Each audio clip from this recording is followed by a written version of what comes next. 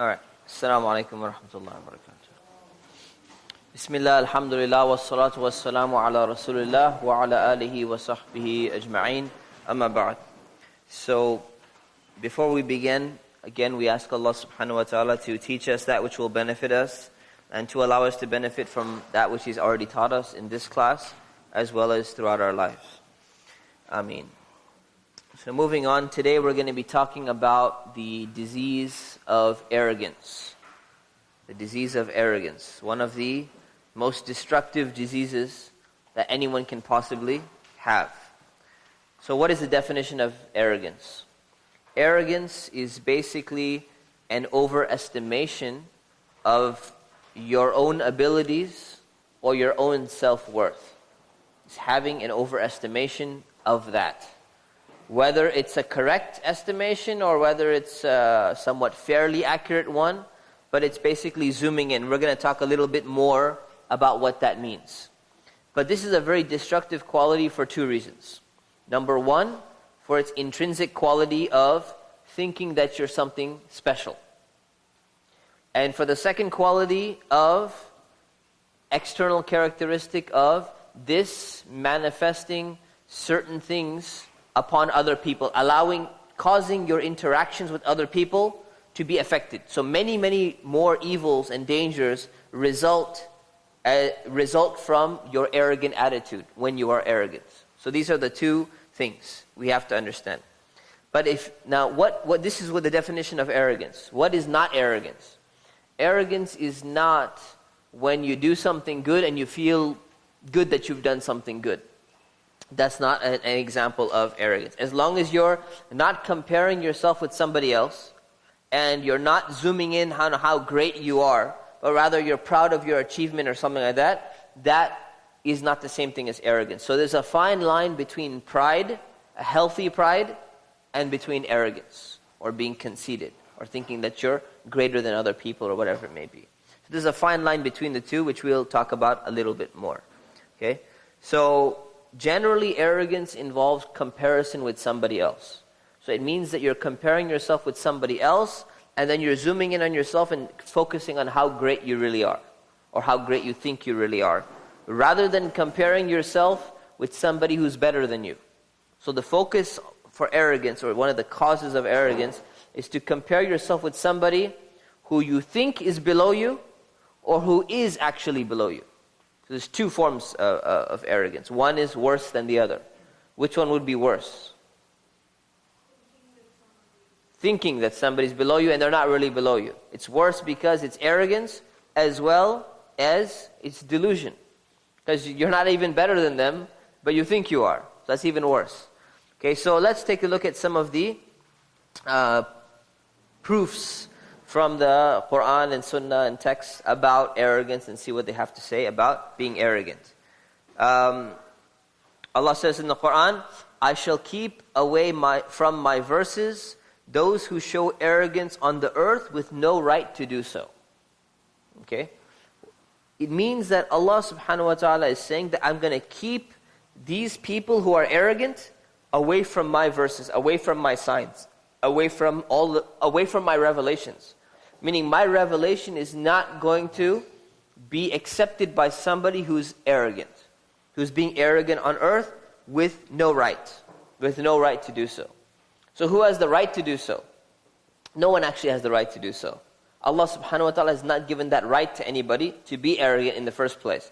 But this refers to that second group of people who not only do they not have a right to do so, but they don't even have a legitimate justification to do that within themselves. So they're not deserving. So they're deluded on top of that. And then Allah says, even if they were to see every sign, they would not believe in it. So even if they see a sign, they're not going to be able to believe. Why? It's due to their arrogance. That's how dangerous the disease of arrogance is. And if you look at many people, why do they stay away from the truth of Islam, the message of Islam, the message of the truth? Is that when it's presented to them, it's oftentimes their arrogance which keeps them away. It's oftentimes that they're not willing to submit themselves to Allah, or they're not willing to consider reading it because they think that it's a Middle Eastern culture, or it's a this, or it's a that, or whatever it may be. There's oftentimes a lot of arrogance involved in submitting yourself to Allah. And it says, if they see the path of guidance, they do not take it as their way. And if they see the path of misguidance, they will take it as their way. So they will go on the path of misguidance rather than on the path of guidance. Why? All due to arrogance. It's resulting from arrogance. So we're talking about a very, very dangerous disease. Then Allah says, that is how Allah stamps a seal on the entire heart of an arrogant tyrant. So when somebody's arrogant and they become tyrannical because of their arrogance, Allah is going to seal their heart. Allah is going to put a seal on their heart. Now the seal on their heart means that this is something that they themselves have earned. But Allah is putting a seal on it means that they're not able to see, meaning that they're so far detached from Allah that they're not going to be able to accomplish anything. Now who caused that? It's their own arrogance that caused it. They weren't able to get out of their own arrogance. Allah says, invariably Allah knows what they conceal and what they reveal. Surely He does not like the arrogant. So this should be very clear, very simple. Allah says He does not like people who are arrogant. And that should be sufficient. That should be enough for people to be on guard, to be careful about it, to make sure that they don't fall into it. And He says, your Lord has said, call me and I will respond to you. So Allah is telling the Prophet to say, call on me, meaning ask something from me and I will respond to you. And then in that same verse, definitely those who show arrogance against worshipping me will enter hell with disgrace. So people who are avoiding the worshipping Allah, oftentimes what they're doing, Allah is focusing in and saying, it's their arrogance of not wanting to worship me. Now even though it may not be something that they're perceiving in their own mind, there's a hidden arrogance involved in all of these things. So it's very, very important we avoid that and we understand the real danger that's involved. Now the Prophet, peace be upon him, he made a few comments in this regard. He said, no one shall enter the garden, meaning paradise, in whose heart there is the weight of a mustard seed of arrogance. Now what is a mustard seed? Anyone seen a mustard seed before? Who's seen a mustard seed? It was a lot more than I expected, mashallah. How big is it? It's tiny, really, really tiny little seed. This means that anyone who has even the slightest amount of arrogance in their heart, they're not going to enter paradise. And no one shall enter the fire in whose heart there is the weight of a mustard seed of faith. So anyone who has even a little bit of faith, they're not going to enter the fire. Okay? Now, there's obviously commentary involved in here. This means that a person who has a little bit of arrogance will act upon that arrogance and it will keep them away from entering into paradise. And anyone who has some faith, that faith will keep them away from entering into the fire of hell. It doesn't mean that, what do you do? I mean, if we were not taking this completely literally, and we're going to talk about this in another class, but if you were to take it literally, what if you had a little bit of faith and a little bit of arrogance? Then what happens to you? Well, what this means is, the two cannot exist in the same person. The two should not be existing in the same person, of having arrogance and having faith, true faith. Okay? Abu Bakr, may Allah be pleased with him, said, no one should look down on another Muslim because what might seem trivial in your sight is honored in the sight of Allah.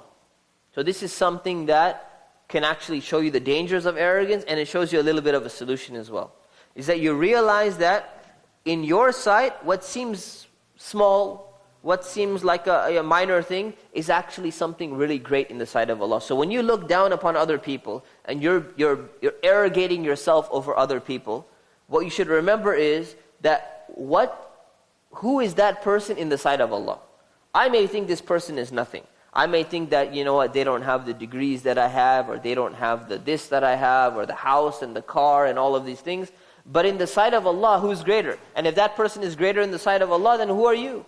You're nothing. What does your sight mean then? What does your vision mean? Your vision is nothing. So it's very, very important to put yourself in the scale and realize what you're actually doing.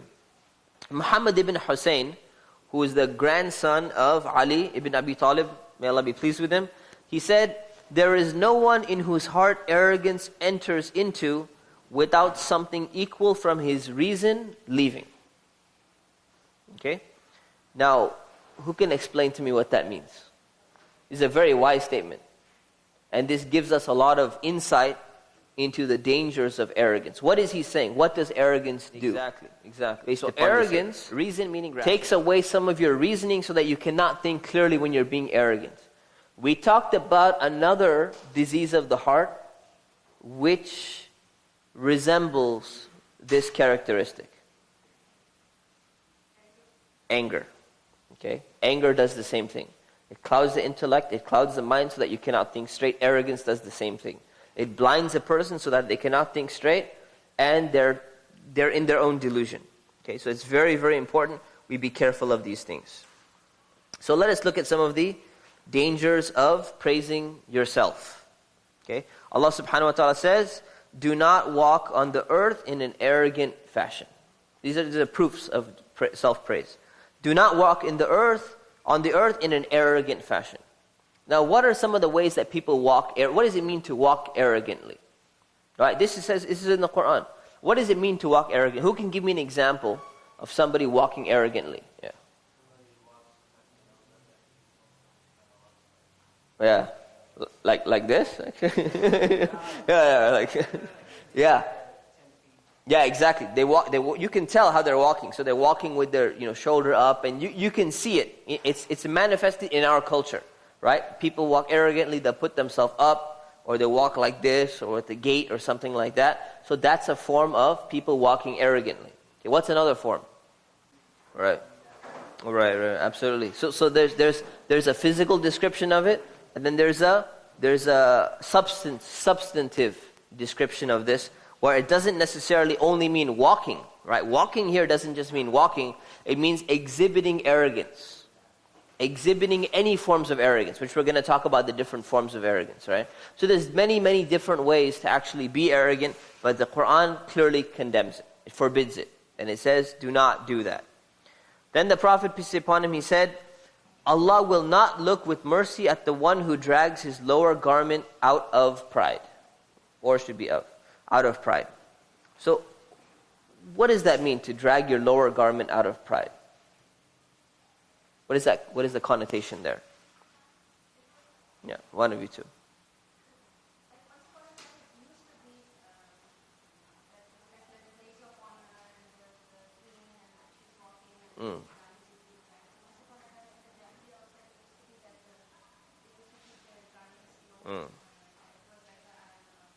So they used to drag their garments in the society a little bit on the floor to show that this is a sign of, I'm affluent person. It's a status thing, right?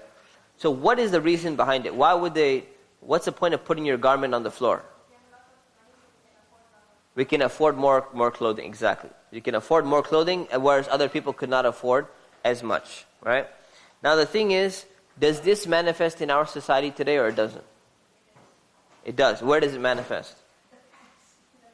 The men pants, right? The sagging pants, right? It's definitely one of those things. The reason why people sag their pants is to what? It's to show off in a certain way, right? And actually, the people of the days of ignorance were a little bit better, because they used to actually have more material on their clothing, whereas today you don't even manifest more material. You just alter the material from being in one position, and it goes down from here and it goes down from the other side. Right, so there's an issue here.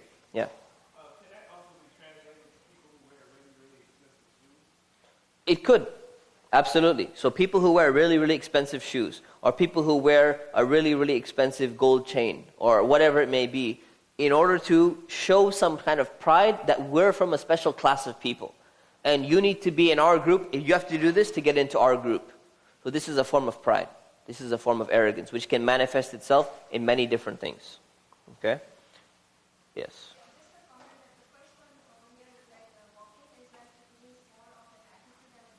Yes. Yes, very good. That's a good observation. The first one is more of a behavior. The second one is more of how you carry yourself. Okay? There was someone else, yeah. Okay, since we're on the questions, yes.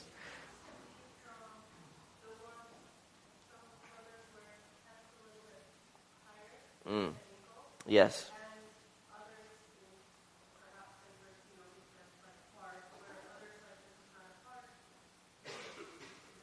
It's a fiqh question, yeah. So this is one of those evidences to wear the garment a little bit higher. So scholars have differed. Some scholars say it's mandatory to do this and it still applies. Some of them say it only applies in a society where pride is manifested through this means. And other scholars say it's something that we should do, whether or not, recommended that we should do whether or not it manifests pride or not. So there are three opinions.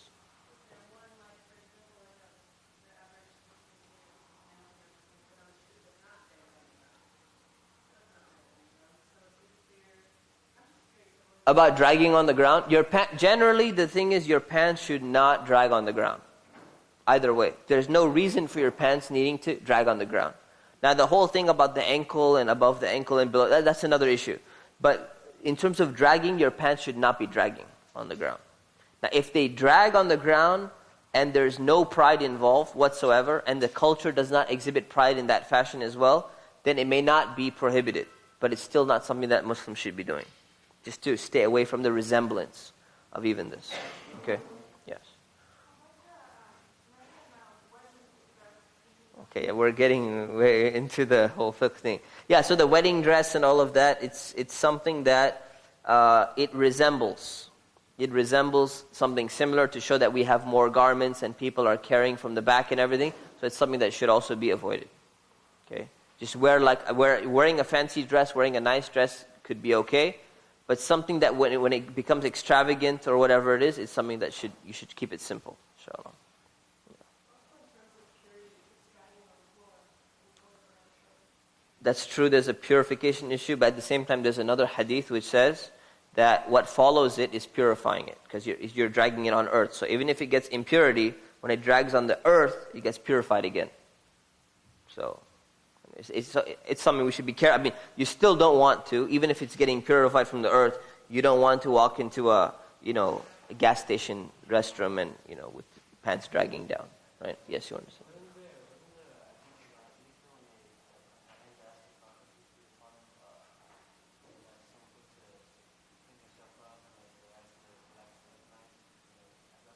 Yeah. Are you allowed to manifest? Are you allowed to wear nice clothes? And basically the response was no. That's not arrogance. You're allowed to manifest these blessings of Allah on you. Yeah, that's fine. Okay, so we're getting a little bit off topic. So let's continue, inshallah. So Allah will not look with mercy at the one who drags his lower garment out of pride. Meaning, this is one of the dangers of praising yourself. You start to manifest arrogance upon other people, and you'll start dressing that way, you'll start talking that way, you'll start doing other things that way. So you have to be very, very careful about these things. One of the scholars, early, pious people, Mutarrif, he saw another man by the name of Al-Muhallab strutting arrogantly in a fancy cloak. So this man, Muhallab, was walking around very arrogantly, and he had a very nice, nice garment. So Mutarrif saw him and he told him, said, "O servant of Allah." So now how is he addressing him? He could have addressed him Mutarrif or whatever his name was. He said, "Servant of Allah, this style of walking is something which Allah and His Messenger do not like. Allah and His Messenger do not like this." So what is the response Mutarrif gave? He said, "Do you even know me? Do I even know you? Do we know each other?" Now I want to zoom in on this for a moment. This is exactly the response of someone who's exhibiting arrogance, right? Rather than focusing on whether or not he's being arrogant, whether or not the statement is true or false about him, he's focusing on, do you have a right to give me advice because you don't know me? Do you see where we're going with this? This is very, very important. So it shows you something is wrong here. So this man says, "Do you even know me?"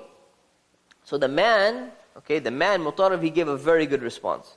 He said, he was trying to really get to this guy. He responded, "Yes, I know you very well. In the beginning, you were just a drop of sperm. In the end, you will be a dead corpse. And in between that, as much as I know about you, you've always had some kind of waste and feces inside of your stomach." So basically he's telling him, who do you think you are? Let me describe some parts of your life that you didn't remember. You were semen before. You always had waste inside of your bowels, and you're going to be a dead corpse. So who do you think you are? You're nothing special.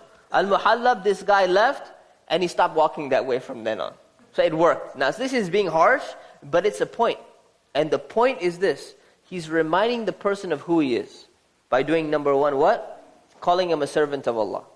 Number two, reminding him of where he came from. Number three, reminding him of some of the current states that he has. People, when they think they're really amazing, people get, fall in love with actors and actresses and people who are on the big screen and all of that with their makeup on. But when you see them with their makeup off, all of a sudden, whoa, I didn't realize it was that bad, I thought, I know Photoshop can do something. I didn't realize it could do that much. All of these type of things. So the thing is, you have to realize yourself as well. And we're gonna talk more about this. But this is a good story which shows you the danger of actual self-praise that people will have. Let's talk about the greatness of being humble. There are many, many statements of the Quran, many statements of the Prophet, peace be upon him, which talk about being humble. We're just going to focus on one. We're just going to take one. That the Prophet, peace be upon him, says, no one behaves in a humble manner for the sake of Allah, except that Allah will elevate that person. So what does that mean? It means that when you behave in a humble way, for the sake of Allah, not just for the sake of anyone, Allah will elevate you. Now what does that mean? What does it mean to be humble? To be humble is to be the opposite of being arrogant. Arrogant means to raise yourself. Being humble means to lower yourself and put yourself down. Put your status down. Put the praise of yourself down. Put the qualities that you think are great, lower them in estimation a little bit. So to lower the estimation of yourself, or to lower the estimation of your own abilities. To not zoom in on yourself, but to zoom out a little bit and focus on other people. That's what it means to be humble. Why do people not want to be humble? Right? What prevents people from actually being humble? Because nobody likes to be put down. Everyone naturally likes to be put in a higher position.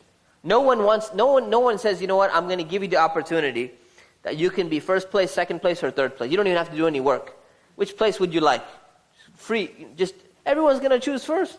No one's going to say, well, yeah, give me the second place one. Everyone wants to be on top. There's a desire in us, natural inclination, and there are wisdoms why Allah has put these things in our heart. This is the way we're designed. But the thing is this, is that no one wants to be put down. But here, the Prophet is redefining things for us. He's saying, when you humble yourself for the sake of Allah, Allah will actually elevate you. How will He elevate you? He'll elevate you in two ways. What's the first way He's going to elevate you?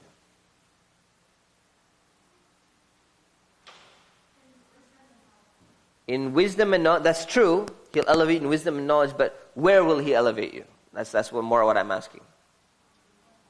In dunya, and you answered both. So in dunya and akhir, in this life and in the next life, how will He elevate you in this world? Yeah, but how will He elevate you? In the eyes of people? The eyes of people, right? So He's going to elevate you in the eyes of people. But here's the thing. People who are arrogant, doesn't it appear that they tend to be very high in the eyes of more people than the people who are humble? Do you feel that way or you don't feel that way? No. So in reality, people who are arrogant, once you know the person and you know that they're arrogant, then all of a sudden you've been lowered in their eyes. But when you know a person and you know that they're humble, you actually have a higher opinion of them than a person who's arrogant. So once you know a person, Allah will actually elevate you. That's one. And two, He'll elevate you in the eyes of people who really matter. He'll elevate you in the eyes of people who are sincere, people who really care for good values. People who don't care, people who are very superficial, how much do you really want your status to be high in their eyes? Because their estimation doesn't have much value because of their wrong judgment that they have in terms of who's supposed to be elevated. So Allah subhanahu wa ta'ala will elevate you. So that should be sufficient to understand why it's so great to be humble. Why it actually helps you and why it's beneficial to be humble in the sight of Allah. Okay? Let's look at the real nature of arrogance. Okay, so arrogance has two components. There's an internal component and there's an external component. So arrogance is not just something that you do. It's not just something that you exhibit. Even if you didn't manifest any signs of arrogance, somebody's watching you, there's a Prism computer system that's watching you wherever you go and is checking you, and no signs of arrogance were revealed. Somehow they made an algorithm or whatever it is. Still, you can have arrogance inside. You can have arrogance inside. So how does it work? Okay? The internal state of being arrogant is when you think that you're superior to another person. When you consider yourself to be superior over another person and you're making a comparison. And that's with respect to some attribute. So you can be arrogant about your knowledge, you can be arrogant about your strength, you can be arrogant about some achievement that you've done over somebody else. These are all forms of arrogance. Now, Imam Ghazali makes a good point. He says when a person focuses on that, that's when he actually enters into the state of being arrogant. Whereas, and he didn't mention this, but this is my own commentary, whereas if you zoomed out and instead of focusing only on yourself, you are happy with your achievement, but you're not looking at other people who are lower and you're not comparing.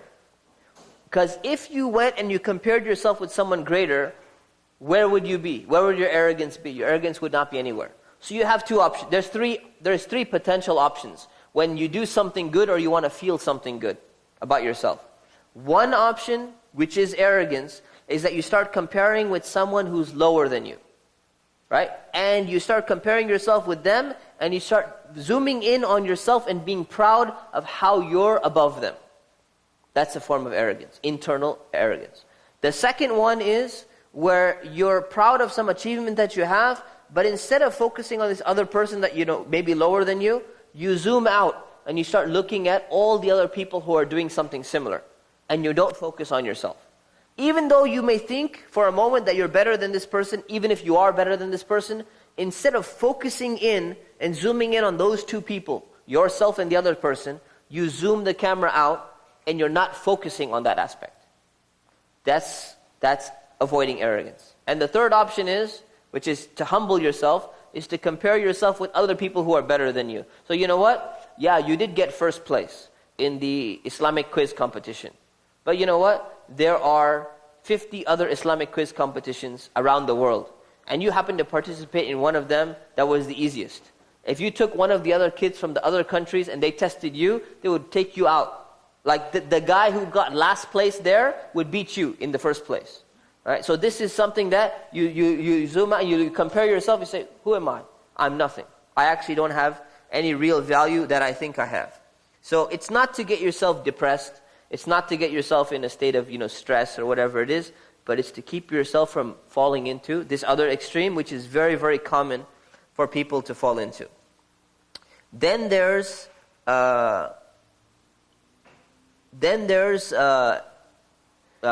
exhibiting arrogance, right? Exhibiting arrogance can be exhibited in a number of ways, which we're going to talk about in detail. But one of the things, or some of the things that it causes is, it leads to you despising another person. So when you're arrogant over another person, you start despising them. Or you start committing sins in order to maintain your status of arrogance. And these are the two main dangers that follow from manifestation of arrogance. You'll manifest it in the sense that you will not want to sit with the person who you think you're better than. Right? If you look at the story of Iblis, Satan, and Adam, Prophet Adam. What was one of the reasons why he was not submitting to the command of Allah to bow down before him? Because he thought he was greater than him. Right? He thought he's greater. But he didn't just think that he's greater inside. It didn't just stay inside. It was inside and it manifested itself when he started doing what? When he refused to prostrate. Because he said, it's not right and it's not proper for me as a superior to bow down to somebody who's inferior. This is what manifested in his behavior. So it's the same thing that manifests when you're arrogant over somebody else.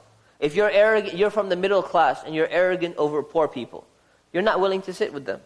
Say, I'm not gonna go to that restaurant to meet them. They should meet me in another nicer place. Or I'm not gonna sit on the ground and eat. I'm going to sit on a table and eat. Or somebody is eating with their hands, for example. Say, I'm not going to eat with my hands. I'm going to eat with a knife and fork because that's dignified and these people are below me or they're lower than me or whatever it may be. These are all manifestations of arrogance and they're manifesting against other people. And this is one of the problems.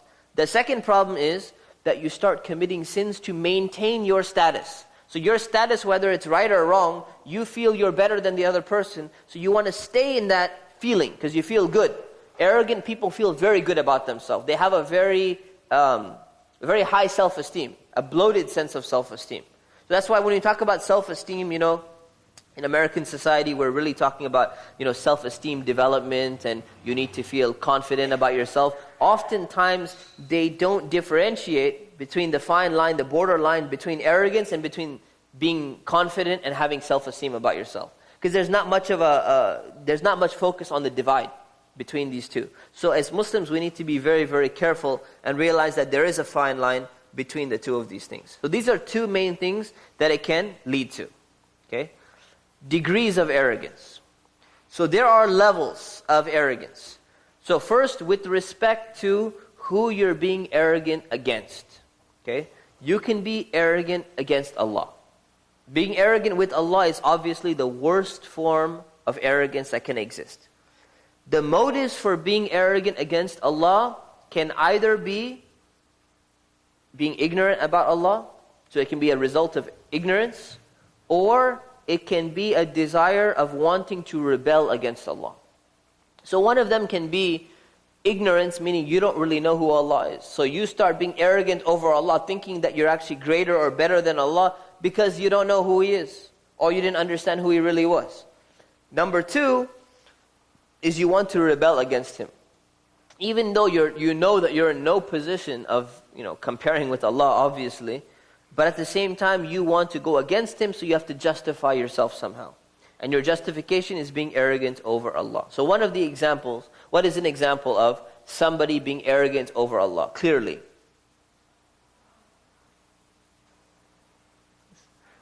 Fir'aun, right? The Pharaoh. Fir'aun was a perfect example because he said what? What did he say? He said, I am your Lord the greatest. I am your highest Lord. Right? So he was arrogating himself over Allah even. And there have been many kings in the past who have done that. Is there anyone else from the Quran?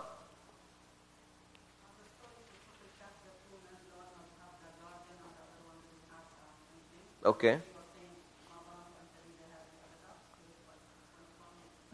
Could be, but that's kind of indirect. Something more directly. So there's indirect ways. There's also direct ways. Someone who's in the Tuesday class should know this. Nimrod, exactly. The king with Prophet Ibrahim was another perfect example. What did he say? He controls life and death. So arrogating yourself over Allah subhanahu wa ta'ala, the worst form. The second is being arrogant with the messengers. Right? Being arrogant with the messengers. So that means rejecting the message that Allah is sending to people by or because of the messenger that has been sent. Now, can we name some prophets where their people are rejecting the message because they have a problem with the actual prophet himself, with the person themselves? Who? Prophet Ibrahim. Give me an example. When did that happen? With his father. So his father had a problem with Ibrahim, or he had a problem with the message?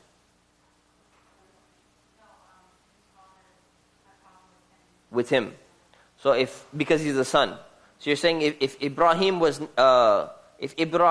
older, if Ibrahim was the father and the father was the son, then probably wouldn't have happened? You don't think so? Do you have clear proof of that? Okay, but it's a feeling. Okay. Anyone else that we see it clear? Yeah.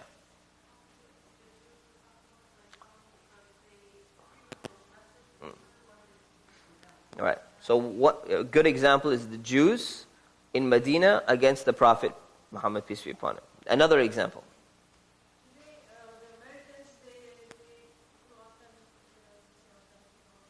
Americans, yes.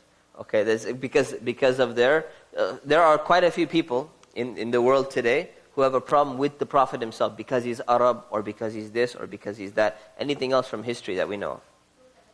Prophet Lut. What is the problem that they had with him? He was stopping them from homosexuality, and that's one of the issues that they had with him, right? Another one. Prophet Shu'aib. What's the problem that they had?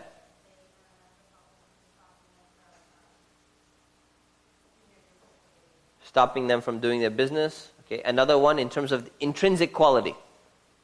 Anyone directly mention an intrinsic quality that we don't like about you? Yeah.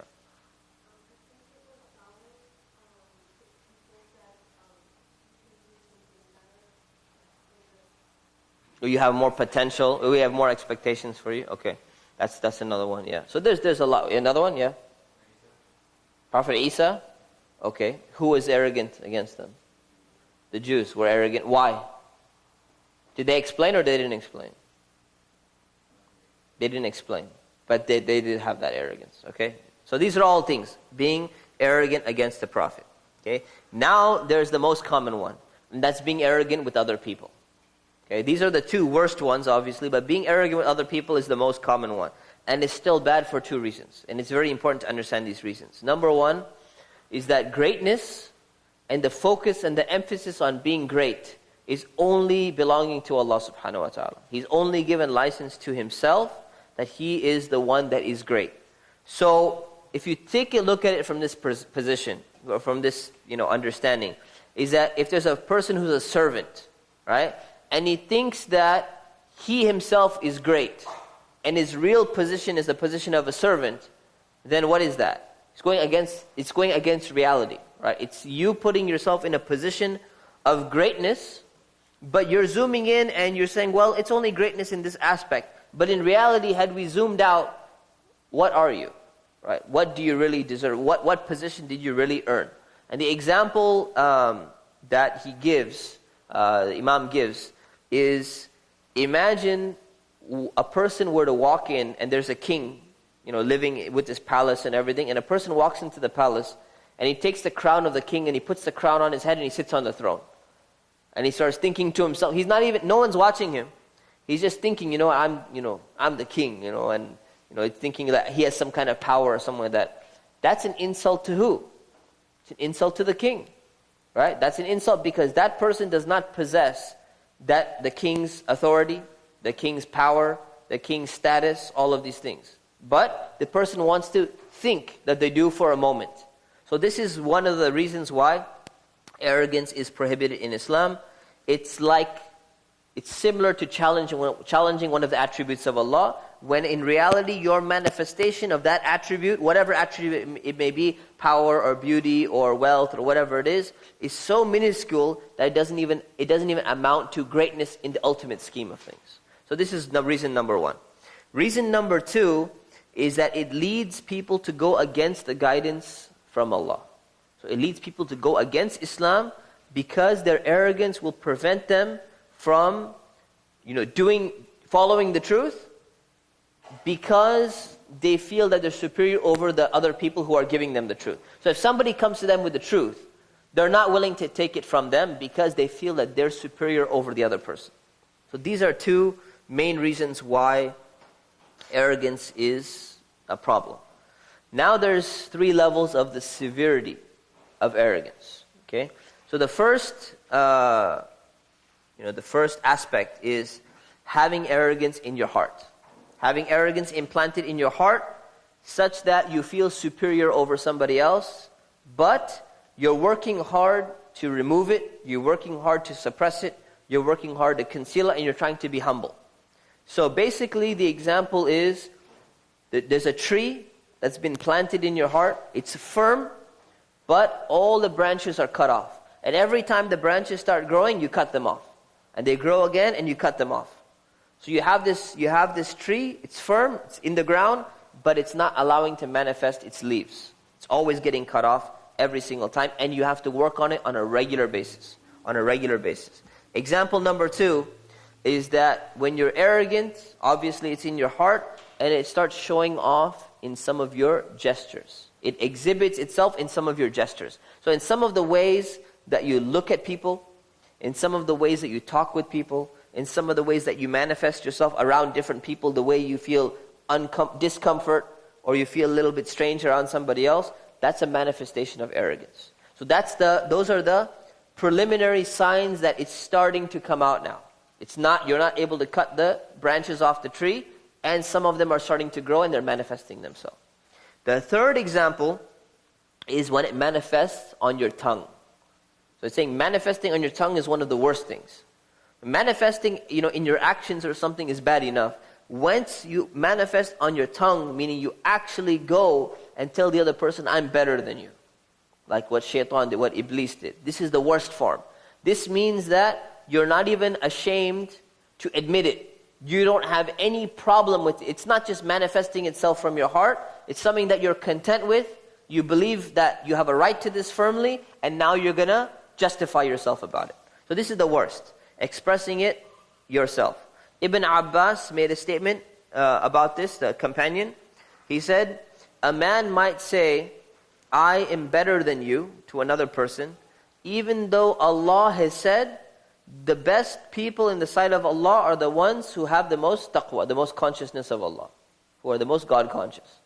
So what is he saying? He's trying to say that when you manifest and you say that I'm better than you, right? And you know that Allah has said in the Quran that the only people who are better than another is through taqwa, you've just contradicted what Allah has said in the Quran. So when you manifest this on your tongue, this arrogance, you've actually gone against the Quran. This is what he's saying. So he's trying to tell people to stop. Stop in their tracks and make sure they don't go to this level. Okay? Causes of arrogance. What are some of the causes of being arrogant? A person can become arrogant when they consider that they have an attribute of perfection, either in respect to righteousness or in respect to something that concerns this world. So it can be something to do with Islam, being righteous, being a good Muslim, being a worshipper of Allah, a devoted person of Allah, or it can also be with respect to this world. So when it comes to righteousness, how can people manifest arrogance in Islam?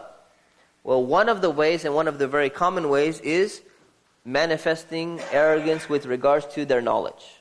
This is very, very common.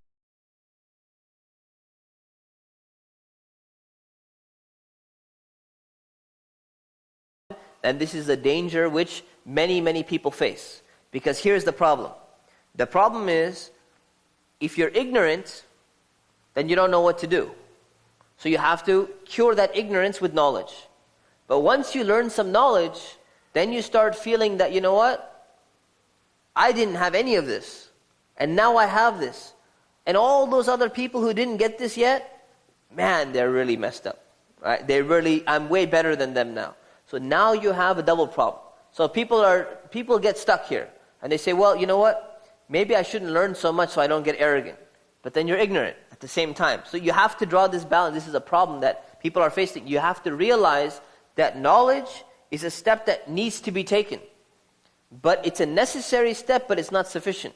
It doesn't mean the struggles all of a sudden stop. That the only struggle from getting from ignorance to knowledge is you have to take time out, you have to put your effort in, you have to come to class, you have to do all of these things. But it's not like the struggle ends. There's more to it than that, and one of them is staying humble.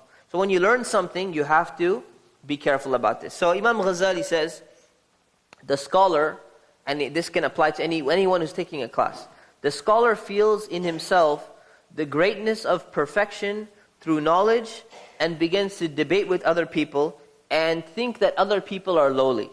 Think that other people are lower than them because they don't have knowledge. Say, oh, you don't know the Islamic ruling of, if somebody breaks their fast in the middle of Ramadan and it's due to their menstruation, it happens to be the first time. You don't know the answer to that? We studied that over, this many times, or we know this, or we know that, whatever it may be. So you start thinking other people are some ignorant creatures. You don't want to sit with them. You don't want to talk to them. And on top of that, he says, this manifests in their behavior that they don't want to associate with those people. Or they expect people to show respect to him and stand up in his presence. So this is something that he's talking about during his time.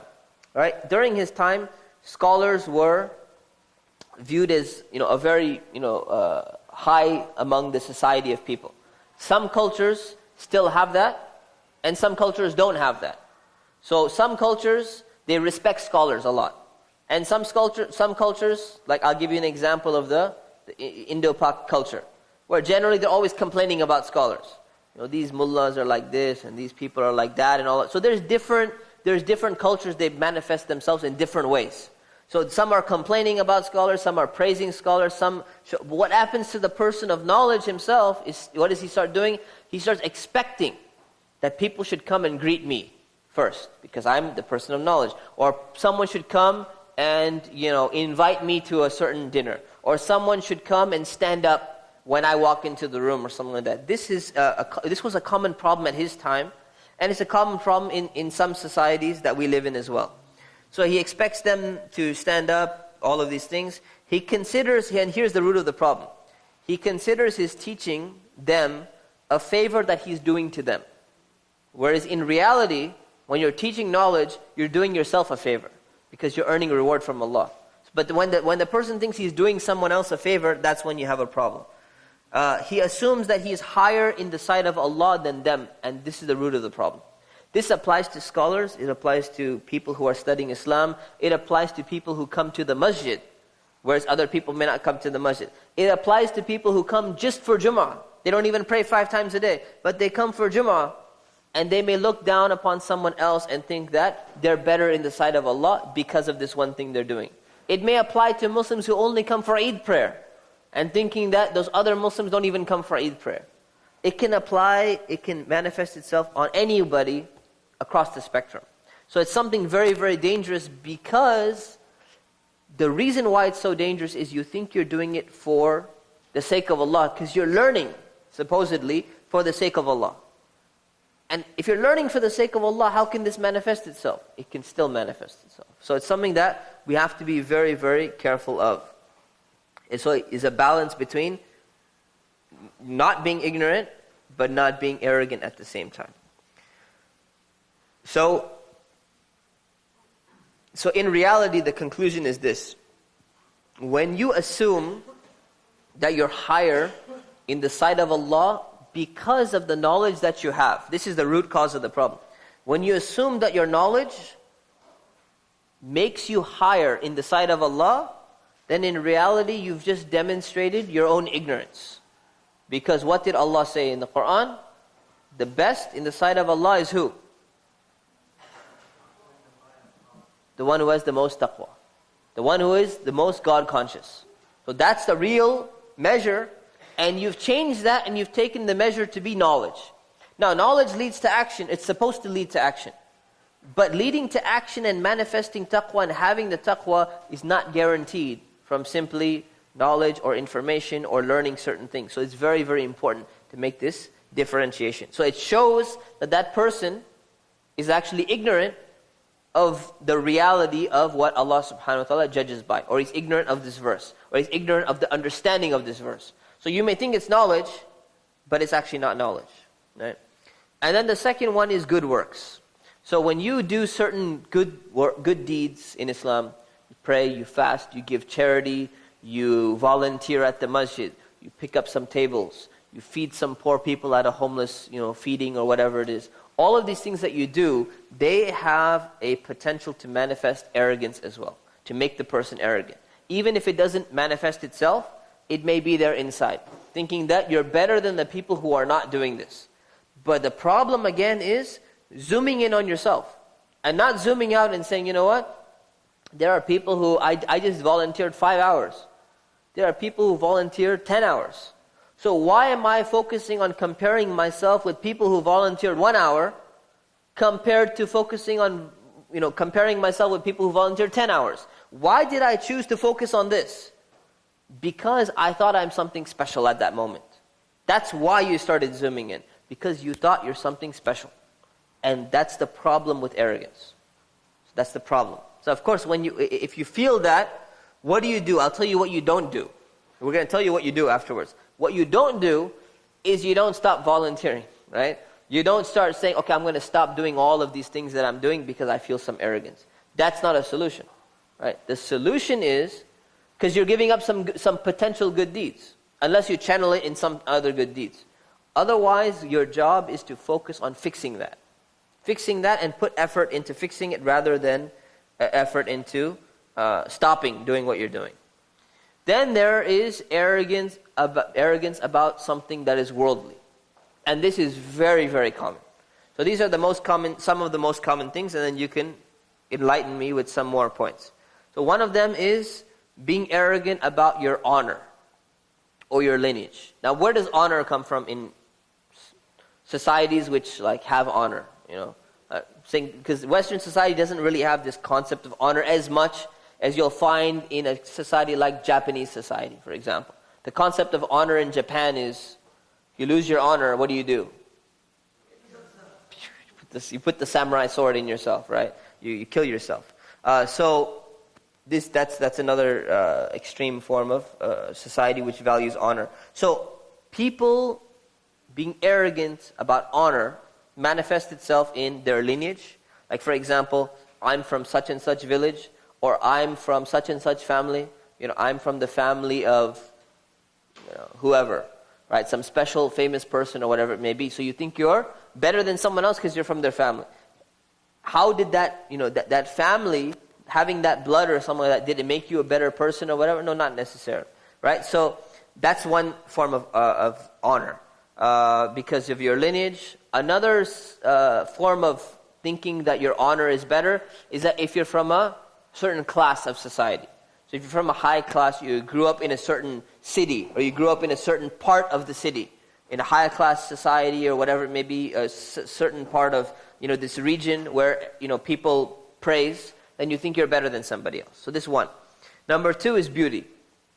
People arrogate themselves over others due to their beauty. They say, well, I have, the other person is not as beautiful as me, and therefore Allah has given me this, and you start focusing on that. Number three is power. That you have more power than somebody else, right? And you find this manifesting itself even in the most petty of things, like in the textbook that was assigned. You find this a good example about office managers. Somebody is elevated to basic office manager in charge of 3 employees or something like that, and all of a sudden you find that they become arrogant over those other people because they got chosen. And their arrogance starts manifesting itself through power plays, control. I want the office clean by 3 p.m. or something like that, which is not even necessary, but you see the arrogance start manifesting itself. So this happens on a small scale as well as on a large scale. Wealth is another thing. People are arrogant over other people because of their wealth. If you look at many wealthy people, they are not willing to sit with people who are poor. Many people would not be willing to sit at the same table, let alone be in the same room. And this still applies to many, many people today. And it's very unfortunate. It's very, very unfortunate. And number 5, the amount of children that you have. Or another example for today, which is more prevalent, is the number of followers that you have. So you have more fans on Facebook, or you have more people who are subscribed to your Twitter feed, or you have more whatever it is. You start getting arrogant about that and say, well, I have more than you, therefore I'm better than you in some attribute or some aspect. So these are some of the most common ones. Can anyone add some to the list? Other attributes which manifest arrogance. While I get a drink of water. Imagine if there's a question on your final, right, which says, mention 8 characteristics of arrogance. And you're going to look at your notes and you see 5. And you're in trouble, right? So you need to start thinking, yeah. Physical ability, good. That's a very good one. What else? Huh? Caste. The case that you're coming from. Okay, the caste. Like honor. It's like honors. What else? We're going to have problems on the final. Right? No, it's not one of the questions, actually. Athleticism. Okay. Could be athleticism. Could be. Nationality. So kind of like lineage is coming under the same category. They're all kind of grouped under the same category. Success. Success is a good one. That's a good one. Now we got, see, now everyone's, now the thoughts have stimulated, yes. The what? Personal experiences, okay. Level of education, that's a big one. That's a really, really big one. I have a master's degree, other person has a bachelor's degree. I have a PhD, right, which stands for, my professor told me this, right? PhD, and he has 2 PhDs. So my PhD actually stands for permanent head damage. I said, okay. And he says in Urdu, it's pirawa damag, which means your mind is messed up. And this is the guy who has a PhD himself. So he can say it. It's okay. Your status in work. Okay, so that can also go under honor, kind of, yeah.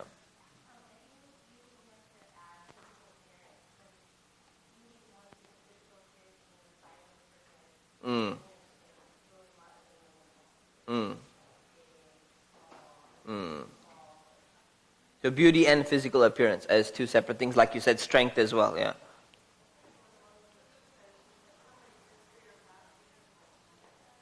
Somebody what? Somebody's history, right? So what they've been through, right? And this is a big problem in our Muslim community as well. So people look at the past, oh, well, they used to do such and such things. The Sahaba, the companions used to do a lot of things as well, but that was all gone afterwards. Okay, there's another, how many places you've traveled. So all of these are manifestations, right? These are all good examples. Last one. Color. Okay, yeah, color. Nationality, color. Yeah, absolutely. So honor, lineage is in that category. So these are all things which people compete with in the world. And their competition leads to arrogance. So you have to look at yourself, and your job, your goal should be to look at each and every single one of these things and say, how proud am I about these things that I have? And is that pride leading to arrogance? Or is that pride leading to what it should be leading to? What should it be leading to? Huh? Gratitude. Exactly. Gratitude. Okay. Moving on. What are some of the signs of arrogance? So these are just some signs which were in one of the books, and we can add to them.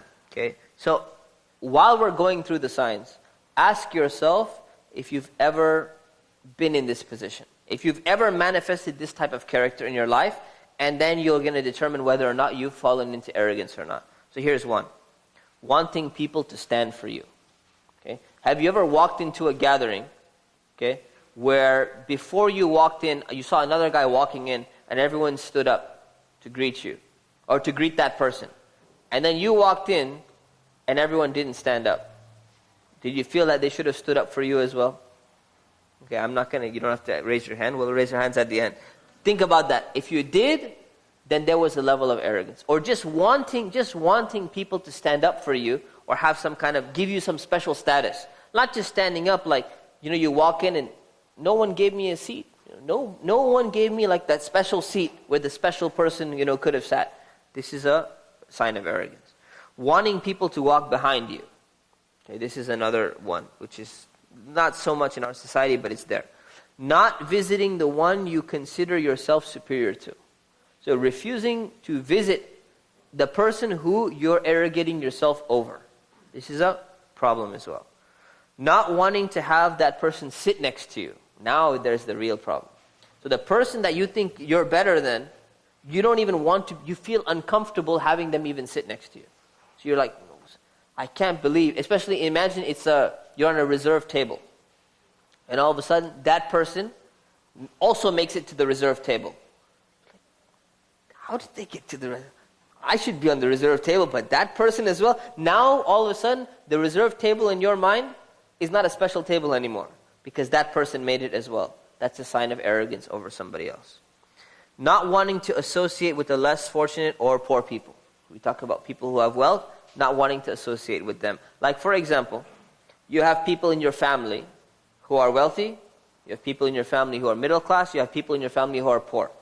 And then there's some big, party, gathering, wedding, whatever it is, and all of a sudden, who gets excluded from the invitation list? The poor people. So what is that? It's a sign of arrogance. That's a sign of arrogance. To not serve that person as a guest directly, but to have others serve him. Now this is very technical point, but it's a good point. The example that was given is that there was somebody who had another person was invited to their house, right?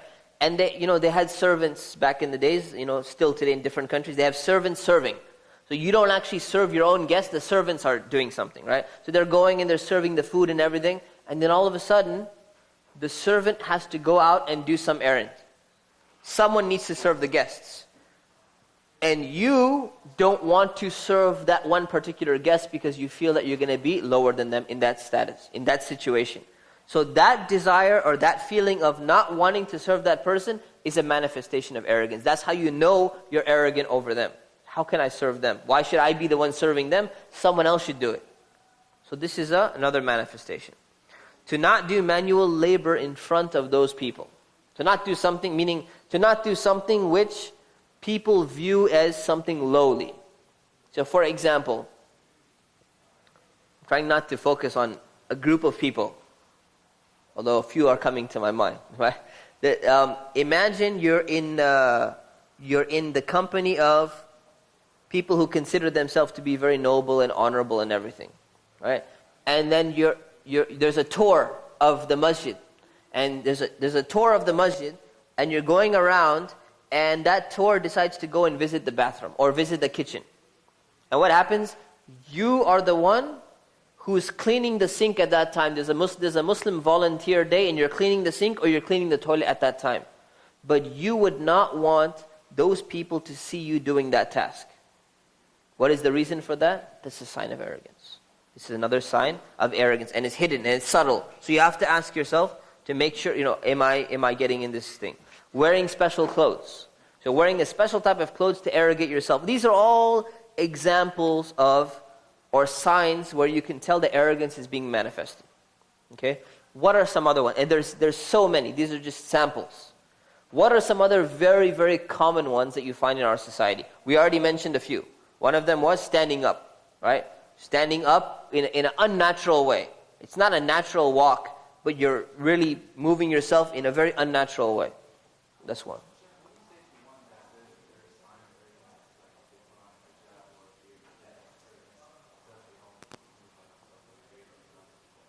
See, these are all signs. So if somebody says, so this question is, what if someone says having a beard or wearing a hijab is a sign of arrogance, right?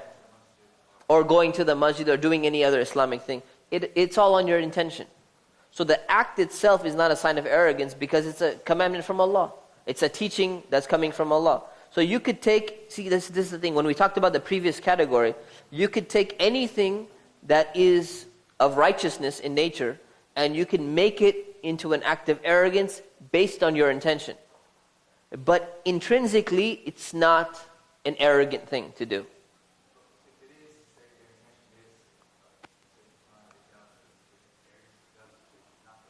Okay, so here's the thing. So again, if let's say you're wearing hijab and you're doing it out of arrogance over other people. So what should you do in that case? You should fix your arrogance and remove it, but the solution is not to take off the hijab.